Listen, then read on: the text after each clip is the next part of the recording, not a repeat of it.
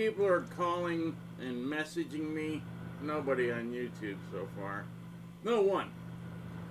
Am I okay? There's the riots. No. I'm in Burbank, in the valley, in the San Fernando Valley. Scum city, or Los Angeles, which, you know, we can blame it on the current mayor, the mayor before, the mayor before, the mayor before, the governor now for sure. He has destroyed it. He's trying to kill this state with every ounce of stupidity in his asshole head. Now, I know I never talk politics, but Gavin Newsom is a piece of shit and should be thrown out of office, taken out to a flippin' island, and left there with no food and one illegal wherever, pick out of whatever country that's, you know, raped and killed a child, and leave him on an island with that guy. Have fun. See, those people don't have to deal with people like that. Like I was telling a friend of mine, I go, you know, it's not as bad as it looks, because he's in Australia, and then another one, actual girl from England.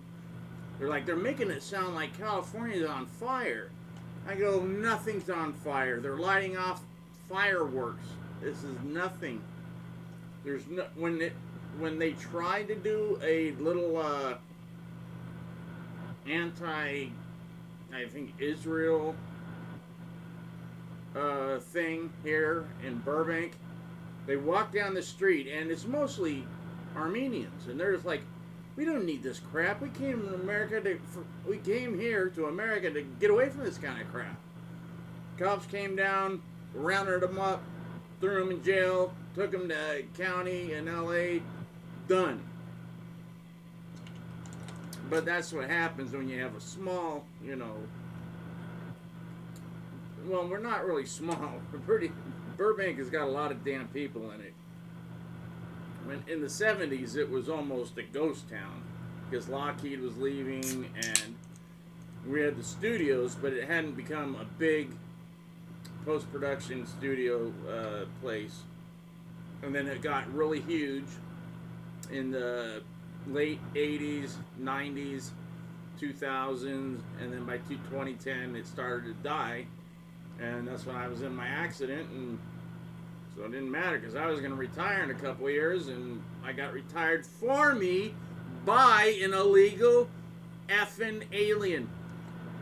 The thing that pisses me off is I can go back on my mom's side 3 generations, and that was the people that came over from Holland, you know, with Van Halen's, however many generations. So my mom, my mom's mom, and her mother. Her mother was the one that lived next to Van Halen's in Holland. I can't remember the city right now, but just say Netherlands or whatever the hell. But they were neighbors, and they both came to LA. Well, actually, my grandparents or great-grandparents, great-great and great-grandparents went to New York and then Utah. And then they got, you know, the parents were really into the church, and they, you know, no smoking, no drinking, no nothing. So the kids are like, this is not fun. We want to go down to Hollywood. So as soon as they were old enough, my great-grandmother, her and her boyfriend said, we're going to go down to Hollywood because we want to see the movie stars. And they're like, be careful and come back. This is like in, you know, the 40s? No, the 30s. 30s.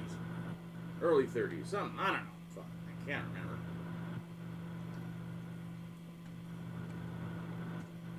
Anyways, they met new movie stars. They got all wrapped up in drinking and partying, and they weren't going back to Utah. And they got married and stayed here. And they did pretty good. But he, you know, drank and smoked a lot, and he ended up dying about a couple months before I was born. It's my mom's grandfather. On my dad's side, a little more calm, and they came over from England. They're all miners, coal miners, copper miners, gold. You know, and they came here for gold. But they came over to Canada and then down to Michigan, and then worked in Michigan in the coal mines. And then my grandfather went to West Virginia, and then he came out here. But he worked his way out here, and he stopped during the Depression, stopped in Utah to work for the civil service, whatever. So the government was finding work for people. You'd build dams, you'd build, roads, you'd build whatever they told you to, bridges. And so he was working in Utah, and he started to get buddies with this guy named Dan McBride. So my grandfather, Harold, and Dan were buddies. And they're like, I hear if we go down a couple miles every weekend, there's a dance, and there's a bunch of Mormon girls down there. Maybe we can get down there and, have a couple beers, because I hear we can get beer, but you got to ask around. And my grandfather wasn't a drinker ever. He didn't do anything. And he wasn't in the church, he wasn't a member of the church, but he's like, nah, but I'd like to find a girl. I'd like to find a wife. So they both went down there a couple weekends. They found sisters. They both fell in love with the sisters and married them, and that was it.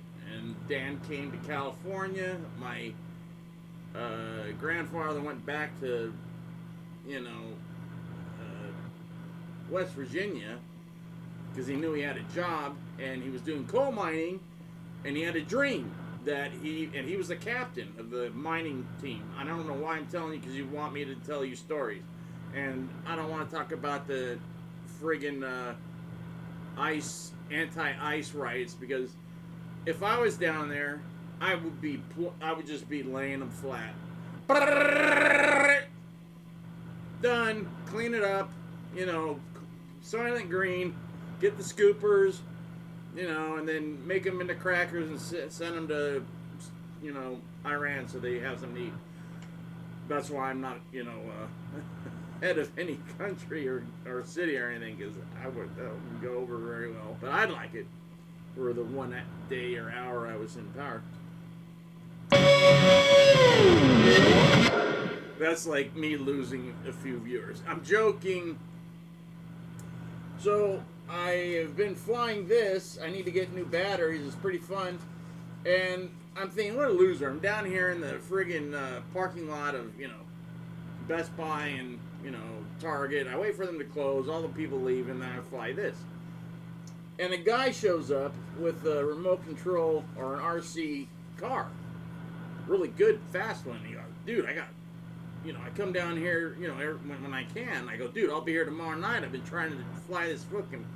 He goes, come down here. So I'm going to meet him, and we're going to fly this, and I'm going to try his car, and he's going to try the plane. Wow, fun.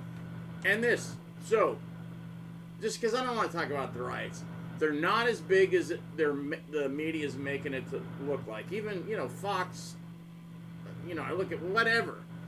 Fox, MSLSD, CNN, they're all like, oh, they want big things to happen because it gives them something to do and they can feel important. I hate reporters. I hate the news. I hate the media. Period. I wrote one song in the 80s called Media is King because I realized that, holy crap, everybody listens to everything that is said by these like a-holes, like on Channel 7, there, the guy that, he announced everything, the Apollo things, the old guy, I can't remember his name, but everybody took his word as gospel. And a lot of stuff he said was bullcrap. And then that's when I started to realize, wait a minute. And so when I worked for NBC News, and I still sell them, the SpaceX flights when they happen. But they're all, been day shots. So I can't see them. Gotta wait for nighttime. Wah, wah. I'll give you some sound.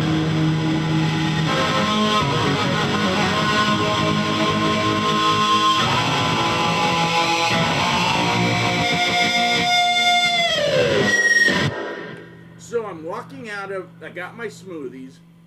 I'm trying to carry them and my wallet. I dropped my wallet. Now, I lost it in court 2 years ago. The only other guy in the courtroom was in there for robbery. He stole it, and I still couldn't get it back. That's why when I see the cops just standing there, and I know they're afraid because everybody's got a phone. Too bad. It's time to start busting some heads, man. This isn't the way it's supposed to be. You follow the law. You follow the law of the land. If you don't like it, move the hell out of here. Or change it. And it's not changing. And it's very small groups. If you look, it's not a big group. It's just spread. If you put them all in a nice, like, little circle, so you know what I'm going to say. Over. But you can't do that. So anyways, going back to the good story. So I dropped my wallet. Didn't know it. An hour later, 2 hours later, I'm going into Walmart to buy a speaker so I could play my music and play along with it, and you could hear it, and yay, everybody's happy. No wallet. I run out to the car. I'm looking everywhere. I go back to where I was parked. I go to the friggin' smoothie place. I'm like, oh no. 2 hours. I tore out everything in my car. I'm looking everywhere. Wallet's gone. I go, I can't believe it. Oh. I am a Christian. I got on my knees. I said, please, Father, I know I'm sick. I must be the dumbest man on the face of the earth. Can you please help me? I don't know how. You can do anything. If you created the universe, you could get my wallet to show up. I believe it. And I got this thing in my head. Stop looking and go home. What? Stop looking, go home, and see what your dad's doing. And it was like 11:30. So I'm like, you know what? Maybe I should just stop and rest and whatever. Whatever happens, happens. Maybe somebody turned it into the people at the smoothie place and everything's cool. So I come home and I'm like, oh, I gotta cancel my cards. So I canceled the bank card. I canceled one credit card, and then I'm like, I better go in and see what my dad, maybe there's something wrong. So I walk in. I know some of you out there, a lot of you out there are probably going, you Christian guy, it's just coincidence. It's the universe, the power of the universe. No, I've had too many crazy things happen in my life to believe that everything is random. And when me and my friend called upon Satan to help us, we wrote all the lyrics to all of our songs and had a full set list in 1 hour when we'd been working on it for 3 months. And the singer couldn't think, Mandy Lion, I don't know what to do, I can't think of what to do. Me and the drummer had 6 songs ready, but the singer was an idiot, and Tony didn't, he's just along with he's just supposed to look cool and play the bass. But I, get out there and make a circle and get the friggin' candles and do something. So we did, and boom, we get that. I go, that scares me. I don't like it. And then the first show we do, television. There was a television show, KNEC was filming it, so we got on it, and we became the biggest band in Hollywood.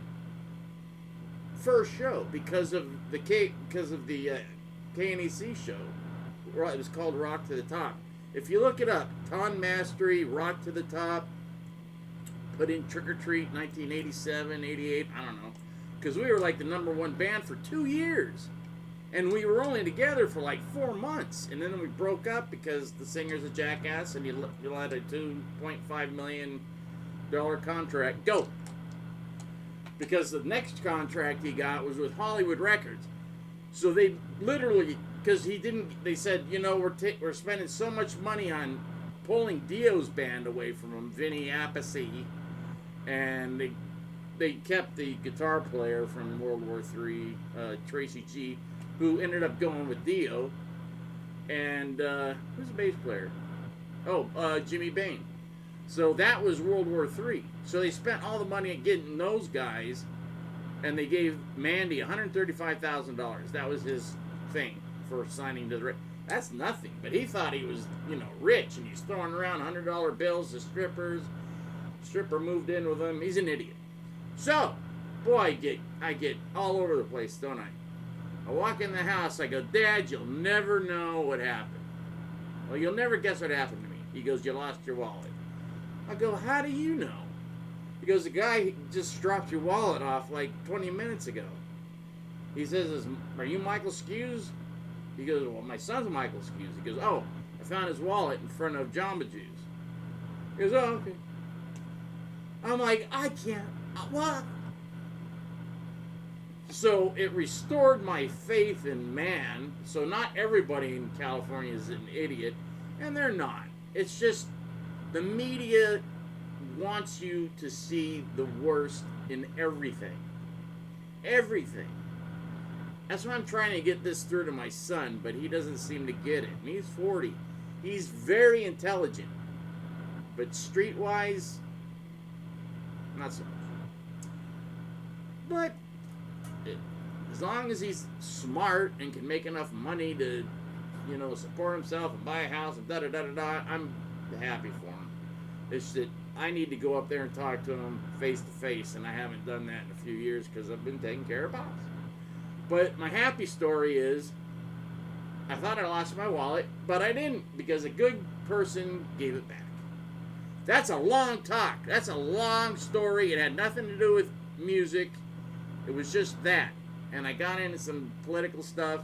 If you're pro-ice, well then good.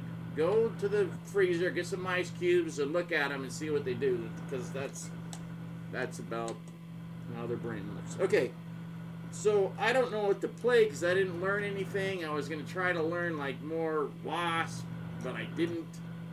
And I'm trying to remember the song that we wrote in Rat Bastard. We wrote like 6 songs or 10 songs, but I don't remember any of them. They all sounded like the same thing.